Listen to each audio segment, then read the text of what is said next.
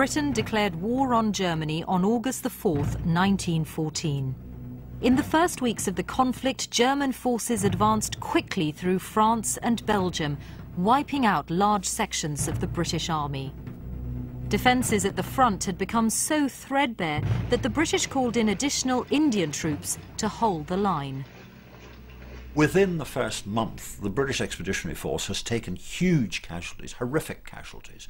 Where can they be reinforced from?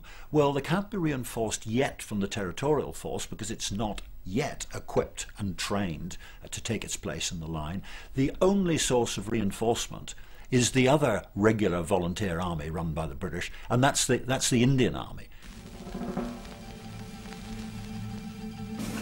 2 divisions of infantry and cavalry of the Indian Army were mobilised, and in September 1914, soldiers began to arrive in Europe.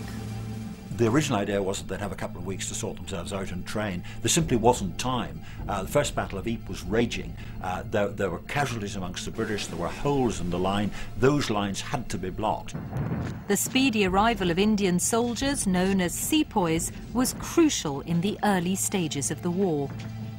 In the first few months, they were flung into action as part of a desperate attempt to plug holes in the line, before they were assigned to a stretch of the front south of Ypres.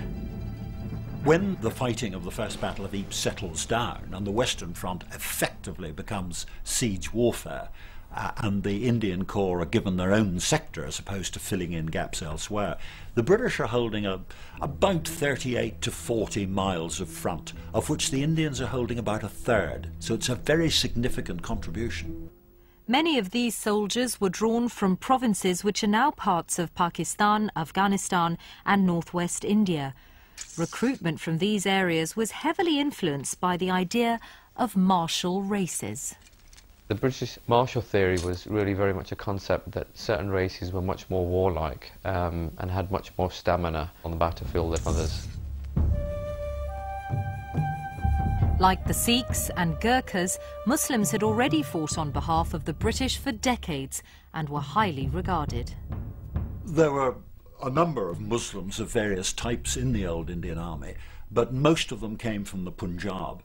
And the Punjabi Mussulman, to give him his correct title, was regarded as being the backbone of the old British Indian Army and made up about a third of that army. On the 30th of October 1914, the heroic actions of one Muslim sepoy, Khudadad Khan, earned him the Victoria Cross, the first ever to be awarded to an Indian soldier. Khan's grandson, Abdul Samad, never knew his grandfather, but the story of his exploits on the battlefield have filtered down through the generations. वो gunner थे और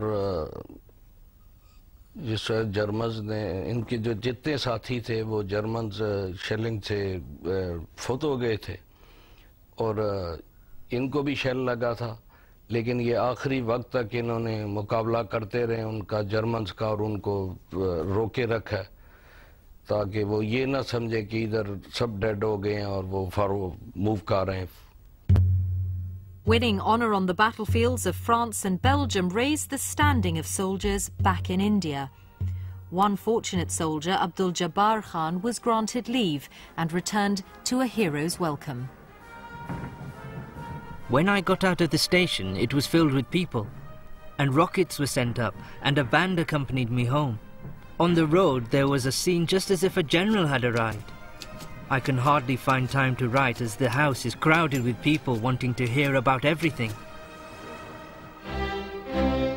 The Army's very British system of honours might have seemed far removed to men from such a different culture.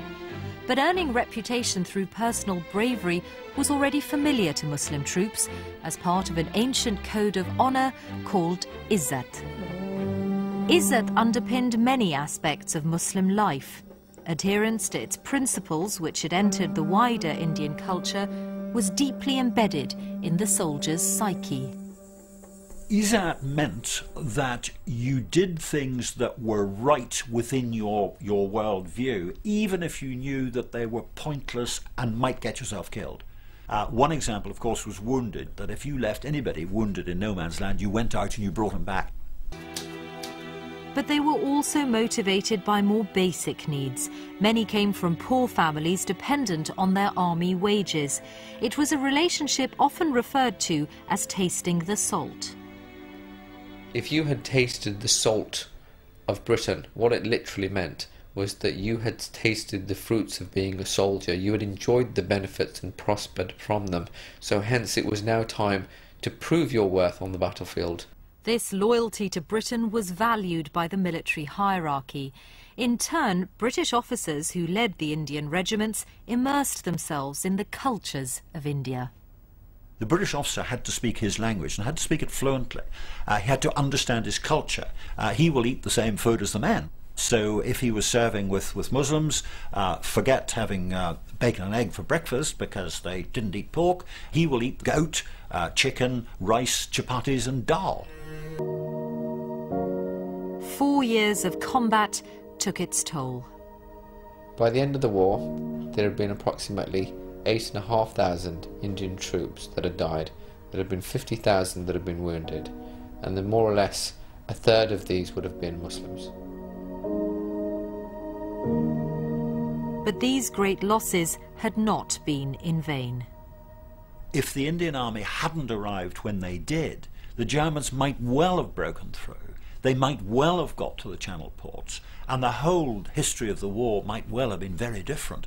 The Indian contribution was vital.